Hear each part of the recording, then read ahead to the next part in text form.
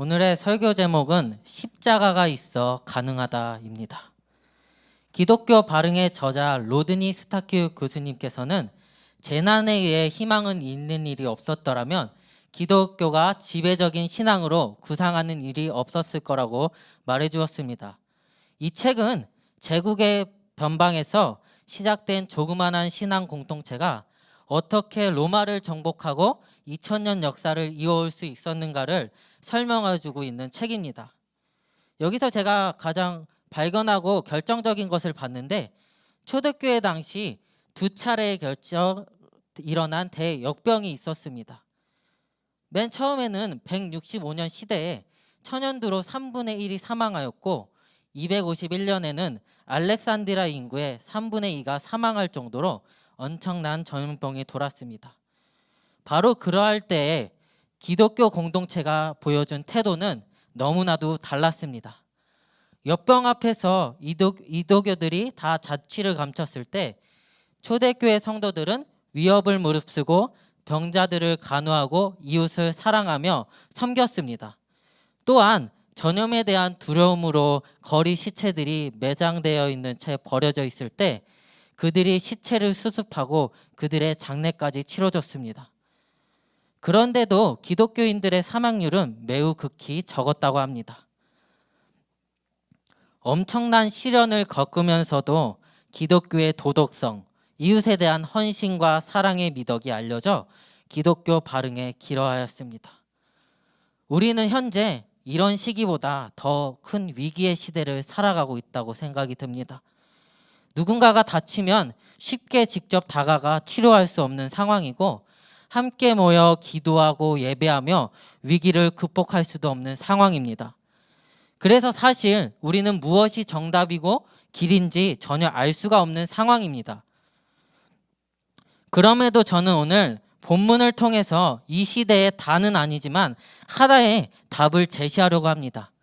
그것은 예수님의 십자가의 고난 속에서 한 인물이 진 십자가와 예수님께서 십자가에 달리신 이야기를 소개하려고 합니다.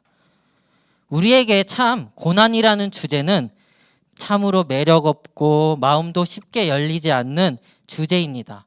하지만 오늘 한 인물이 진 십자가를 통해서, 그리고 예수님께서 십자가를 달리시는 일들을 통하여서 어떤 일들이 벌어졌고 그것이 지금 시대에 우리에게 어떠한 영향력을 끼치며 필요한 것인지 본문을 통해 살펴보도록 하겠습니다. 우리 21절에서 22절을 다시 한번 찾아서 다 같이 한번 읽어보겠습니다. 다 같이 읽겠습니다. 시작. 마침 알렉산더와 루포의 아버지인 구레네 사람 시몬이 시골로부터 와서 지나가는데 그들이 그를 억지로 같이 가게 하여 예수의 십자가를 지우고 예수를 끌고 골고다라 하는 곳에, 번역하면 해골의 곳에 이르러. 아멘. 예수님께서는 이전에 온갖 고문이라는 고문을 다 당하셨습니다. 그렇게 하신 후 십자가를 지시고 골고다의 길을 걷고 계셨습니다. 걸어가시고 계신 중 계속 쓰러지고 일어나고를 계속해서 수없이 반복했습니다. 그리고 마지막으로 예수님이 쓰러지셨을 때는 전혀 일어날 수도 없었던 상황이었습니다. 그래서 로마 군병이 무리 중에 있는 한 사람을 지목하여 십자가를 못 박게 합니다. 그 사람의 이름은 구레네에서 온 시몬이라는 사람입니다. 구레네는 북아프리카에 위치한 작은 도시이며 그곳엔 디아스포라 유대 공동체가 존재하였습니다. 이것을 보았을 때 그가 예루살렘에 온 목적은 유대인의 절기 중 하나인 유월절을 지키기 위해서 왔습니다. 그가 그렇게 시골로 올라와 유월절을 지키기 위해서 올라왔는데 로마 군병의 지명 아래에 십자가를 지게 됩니다. 오늘 본문을 보았듯이 그는 십자가를 선택에 의해 지은 것이 아니라 억지로 지었다고 설명하고 있습니다. 로마 군병에 의해 지목된 시몬은 아마 처음 당황스럽고 억울했을 것입니다. 그리고 자기 십자가를 제대로 지지 못하는 이름 모를 재수가 미웠을 것입니다. 그런데 왜 수많은 무리들 속에서 하나님께서는 구레네 시몬을 선택하셨을까요? 그것은 우리가 방금 읽었던 21절을 보시게 되면 알 수 있는데, 마가가 그를 소개할 때에 마침내 알렉산더와 루포의 아버지인 구레네 사람 시몬이라고 소개를 하고 있습니다. 보통 이런 식으로 소개를 할 때 이 책을 읽는 사람이 그들이 누구인지 알고 있는 상태에서 소개를 하고 있습니다. 실제로 마가복음은 유대인이 아닌 로마의 기독교인들을 위해 쓰여졌습니다. 그렇기에 이 마가복음을 보는 사람들이 로마 교회의 성도들이고, 그들은 알렉산더와 루포가 누구인지 확실히 알고 있는 상황이었습니다. 이들은 바로 초대교회의 일원입니다. 그리고 루포라는 사람은 바울과 함께 로마 교회를 세웠고 핵심 인물이자 그 로마 교회의 지도자가 되었습니다. 이 루포라는 사람이 로마 교회 지도자라고 알 수 있는 본문이 있는데요.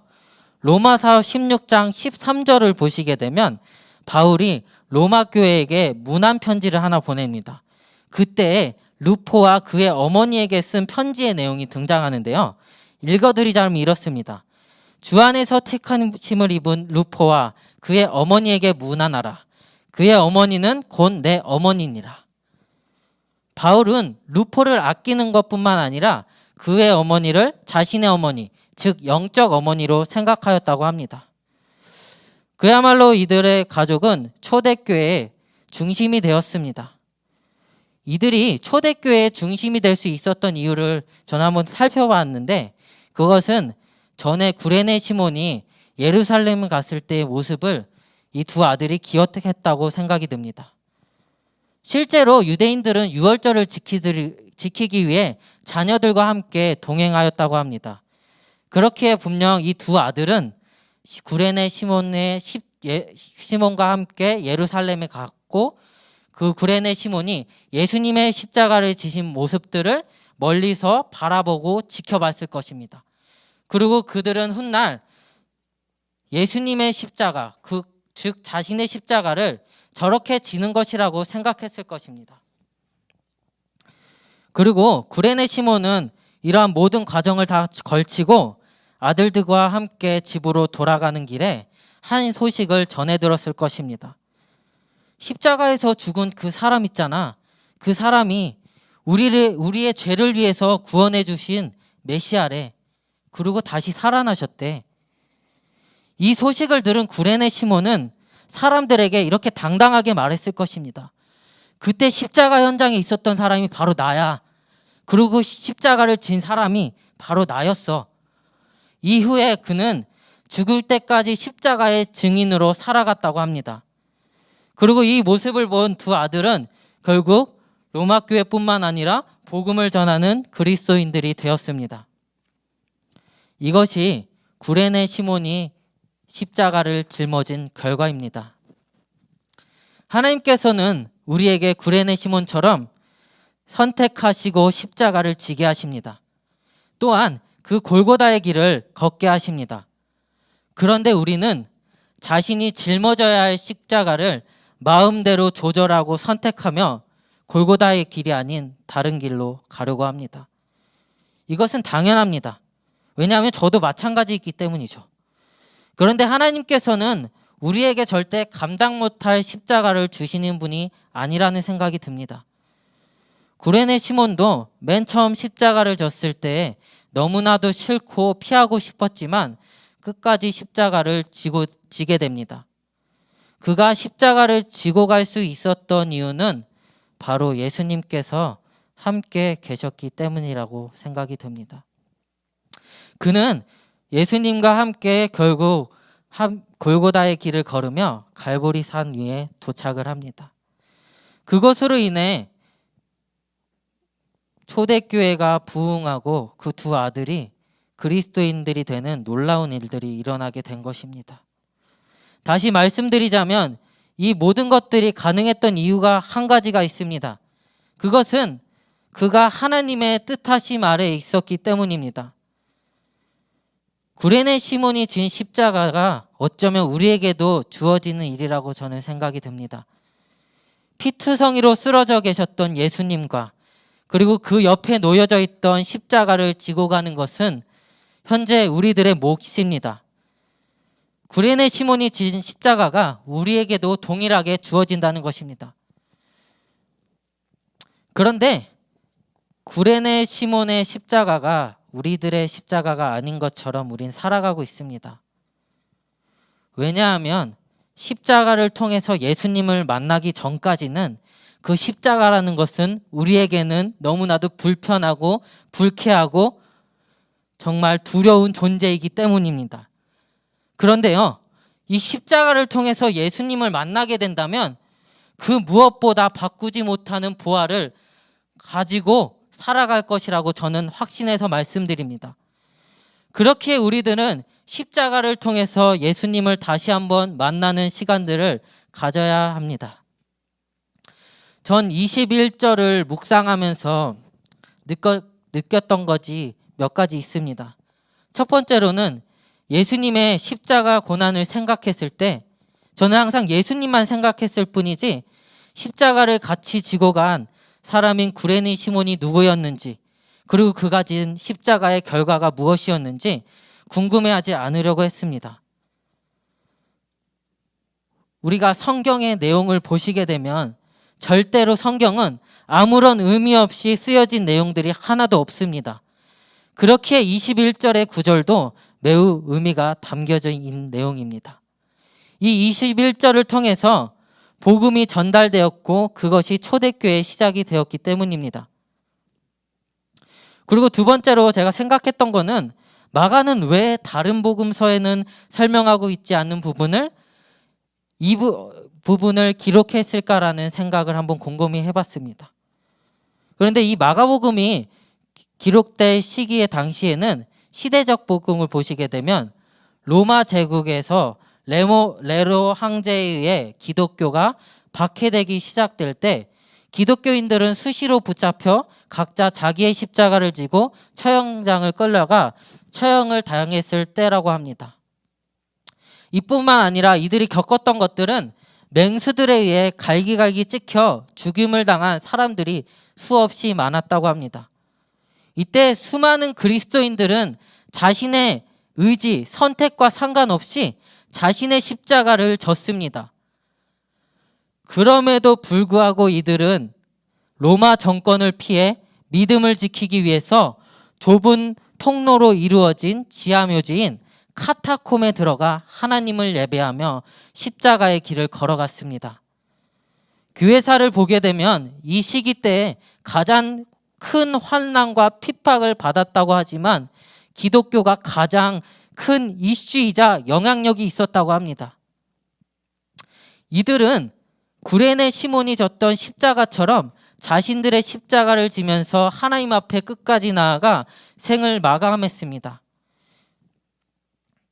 그렇게 이들을 위해서 마가는 구레네 시몬이 졌던 십자가를 통해서 고난받는 초대교회 성도들을 격려하였습니다. 그들도 십자가를 통해서 예수님을 만났기에 믿음의 선교자로 복음을 전할 수 있었던 것처럼 우리에게도 각자마다 십자가를 만났을 때가 있을 것입니다. 그렇기에 이 십자가를 만났을 때는 다르지만 그 만났을 때 십자가를 기억하며 다시 한번 생각하고 십자가의 사명을 감당하시길 바랍니다. 다음으로는 23절에서 26절의 내용을 찾아서 한 편 읽어보겠습니다. 23절에서 26절입니다. 모략을 탄 포도주를 주었으나 예수님께서 받지 아니하시니라. 십자가에 못 박고 그 옷을 나눌새 누가 어느 것을 가질까 하여 제비를 뽑더라. 때가 제3시가 되어 십자가에 못 박으니라. 그 위에 있는 죄패에 유대인의 왕이라 썼고. 아멘. 마침내 예수님께서는 구레네 시몬과 함께 골고다의 길을 오르신 후에 십자가에 달리시게 됩니다. 예수님께서 이 십자가에 달리시기 전에 로마 군병은 고통 가운데 있는 예수님에게 모략을 탄 포도주를 건네지만 이것을 예수님께서는 거부하십니다. 이때 로마 군병이 포도주를 주었던 이유는 단 한 가지였습니다. 이때 당시 모략을 탄 포도주는 마취제 성분이 있었기에 조금이라도 이 고통을 덜어주고자 준 것이었습니다. 그런데 예수님께서는 이거를 절대 먹지 않으시고 거부하십니다. 거부하신 가장 결정적인 이유는 인간이 짊어질 수 있는 모든 고통을 다 받으심으로써 속죄의 피를 흘리고자 하심이었습니다. 죽을 수밖에 없던 우리들을 살리기 위해 고통 가운데 있는 예수님께서는 포도주를 거부하심으로써 이 모든 것들을 다 감당하셨습니다. 어쩌면 예수님에게는 이 포도주가 마지막으로 고통을 조금이라도 덜어둘 수 있는 하나의 방법이고 수단이었지만 결국 예수님께서는 이것을 완전히 거부하심으로써 모든 고통을 다 짊어지시고 십자가에 못 박히게 됩니다. 우리들은 몸에 상처가 나거나 몸이 아프게 되면 약을 먹고 약을 바르거나 병원을 가게 됩니다. 당연히 다쳤기에 치료를 하는 것은 맞지만 이것보다 더 큰 상처를 예수님께서는 견디시고 십자가를 지셨다는 것입니다. 사실상 예수님이 받으신 고통은 그 어떠한 고통보다 비교할 수가 없습니다.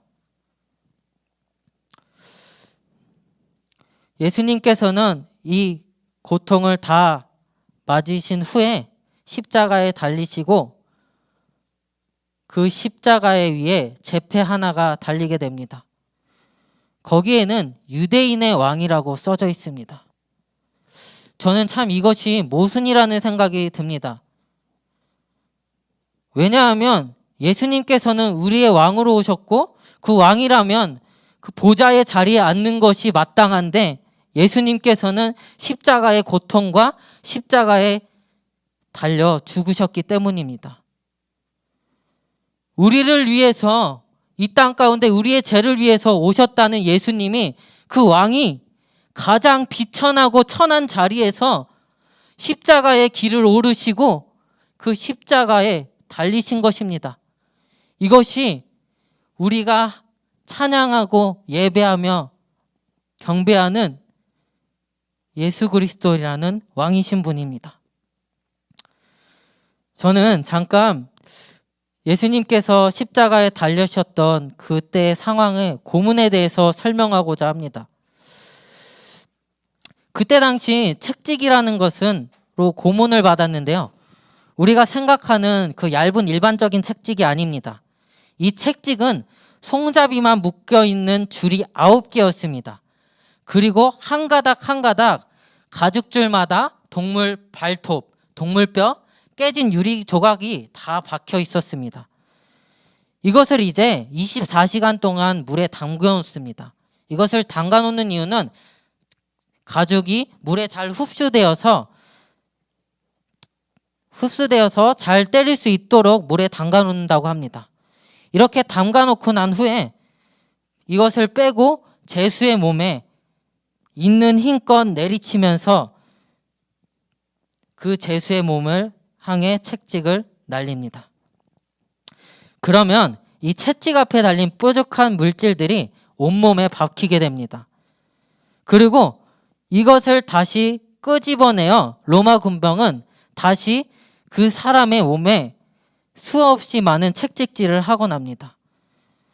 이 고문이라는 것을 다 끝나고 나면 사람의 몸에 온 근육이란 근육은 다 떨어져 나가게 된다고 합니다. 이것이 예수님께서 십자가를 지시기 전 받았던 고문입니다, 여러분.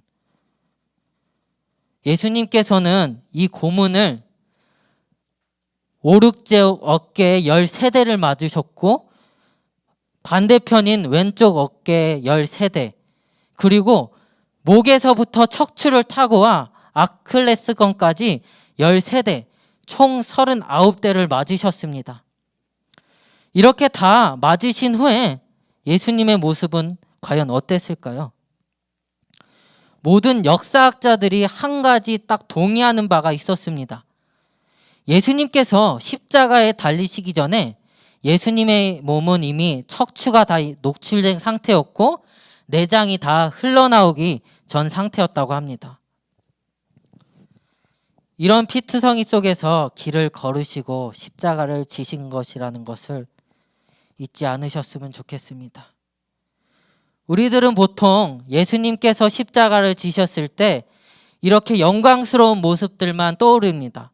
그런데 예수님께서는요, 좀 전에 말씀드렸듯이 39대를 채찍질해서 맞으셨고 온 근육과 척추들이 다 손실된 상태였습니다. 그렇다면 예수님께서는 십자가를 달렸을 때 어떠한 모습이었을까요?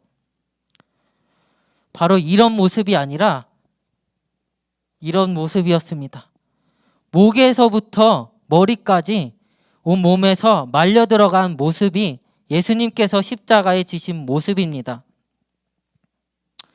우리는 이러한 모습들을 통해서 은혜를 가지고 살아가야 합니다. 그리고 이것이 나의 신앙 고백이 되면서 하나님의 나에게 맡겨주신 사명을 감당하며 살아야 합니다. 왜냐하면요, 예수님께서 우리가 감당해야 할 모든 것들을, 모든 죄들을 다 십자가로 인해, 그 십자가의 고문 그리고 십자가의 달리심으로 인해서 없애졌기 때문입니다. 그래서 우리는 지금 이 시간부터 십자가에 달리신 모습을 묵상하면서 은혜와 사랑에 감사하며 살면 됩니다. 그런데요, 사실상 우리는 이런 모습들을 현재 표현할 수도 없고 고백할 수도 없는 상황이라는 생각이 듭니다. 왜냐하면 코로나라는 시대에 너무나도 어려운 시기를 살고 있기 때문입니다.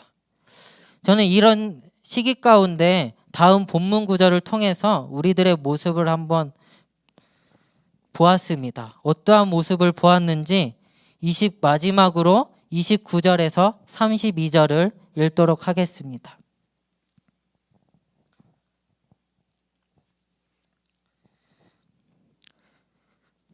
29절 읽겠습니다. 지나가는 자들은 자기 머리를 흔들며 예수를 모욕하여 이르되 아하, 성전을 헐고 사흘에 짓는다는 자여, 내가 너를 구원하여 십자가에서 내려오라 하고, 그와 같이 대제사장들도 서기관들과 함께 희롱하며 서로 말하되 그가 남은 구원하였으되 자기는 구원할 수 없도다.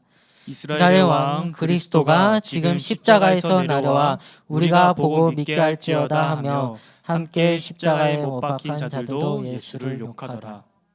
아멘. 전 이 구절을 읽고 난 후에 참으로 마음이 아프고 안타까웠습니다. 대제사장들과 서기관들 그 외에 사람들이 이런 말을 했기 때문입니다.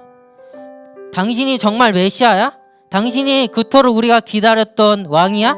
그럼 한번 십자가에 내려와서 너도 구원해보고 우리도 다 구원해봐. 사실상 이들은 이것보다 더 큰 험한 말들을 많이 하였다고 합니다. 이런 모습들을 보는데 뭔가 지금 시대에 마치 저의 모습을 보는 것 같았습니다. 저는요, 유대인들이 바라던 모습들을 예수님한테 바랬기 때문입니다. 이들이 바랬던 것은 한 가지가 있었습니다.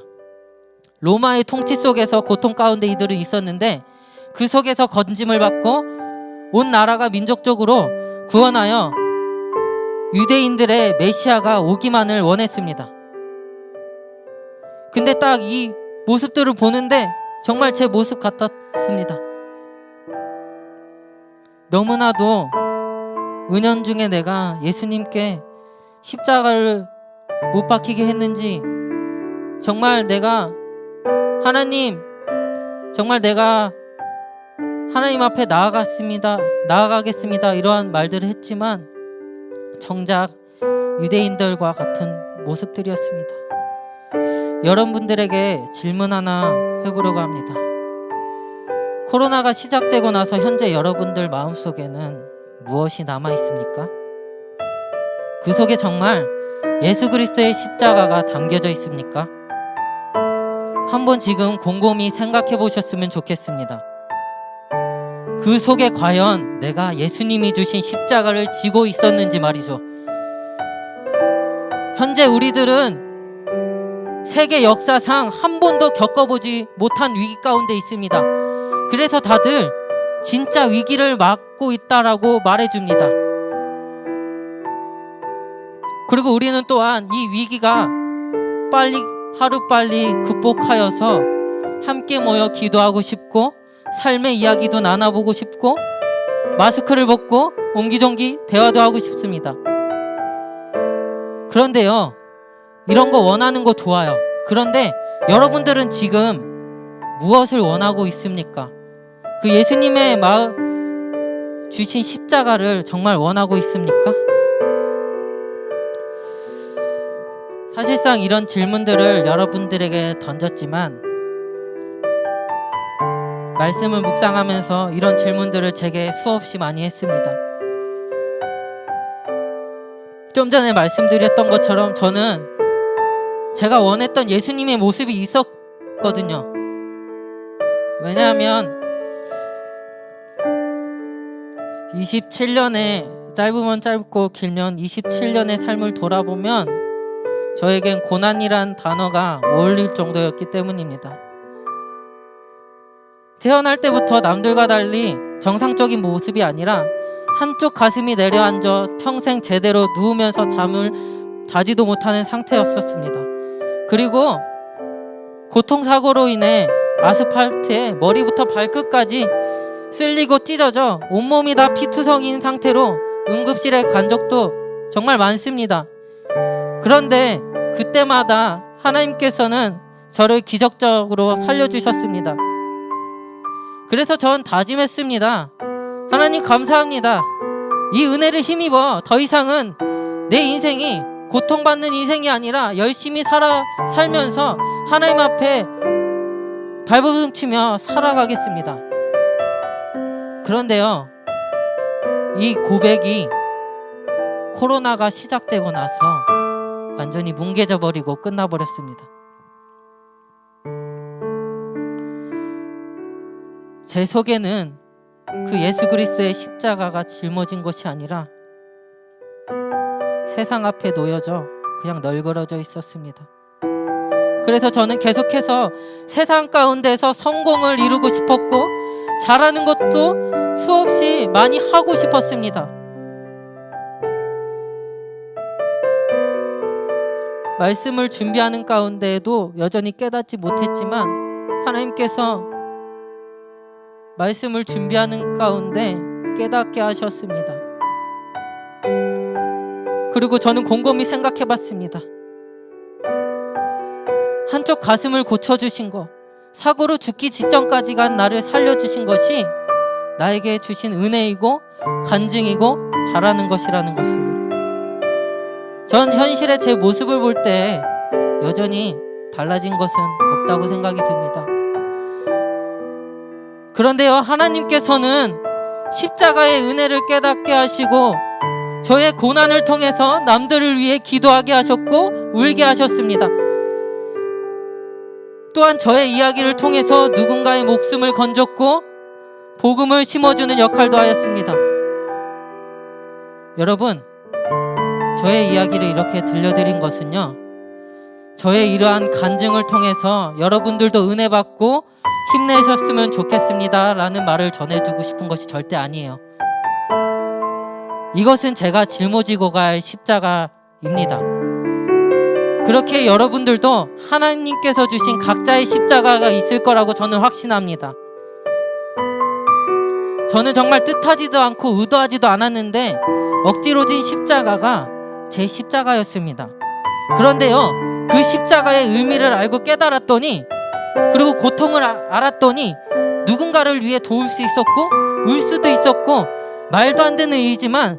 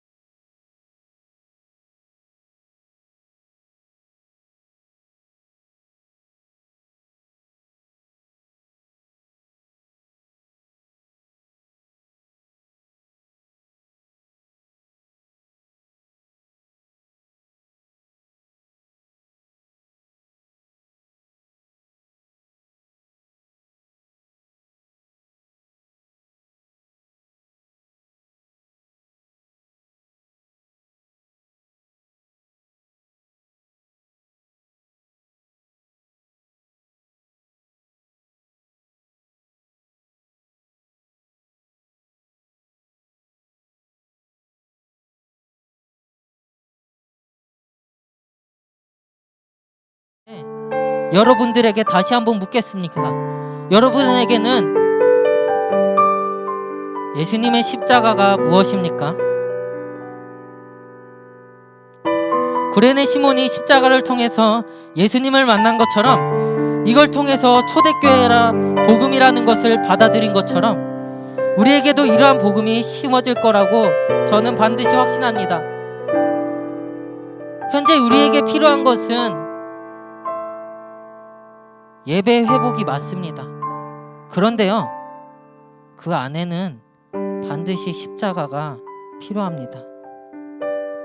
십자가를 통해서 복음이 전달되었고, 이로 인해서 우리가 복음 안에서 자유함을 누리며 살아가고 있음을 잊지 않으셔야 합니다. 그렇게 우리는 십자가의 진리를 깨닫고 이 시대의 교회가 감당할 사명을 위해 울고, 이 시대에 새롭게 증명하는 교회의 실현을 위해 울어야 할 것입니다. 그리고 코로나 전에 하나님과 함께 얘기하던 그 시간을 기억하며 하나님께서 주신 새로운 영광을 위해 기도하십시오. 그래서 다시 한번 교회가 이 시대에 대안이 되고 우리 앞에 놓은 위기가 새로운 기회가 되어지길 소망합니다. 이 시간 기도 제목 하나를 가지고 또한 찬양을 부르면서 기도하려고 합니다. 한 가지만 기억하면서 기도했으면 좋겠습니다. 하나님께서는 우리를 정말로 사랑하셔서 선택하셨습니다. 그 선택이 정말로 헛된 것이 아니라는 생각이 듭니다.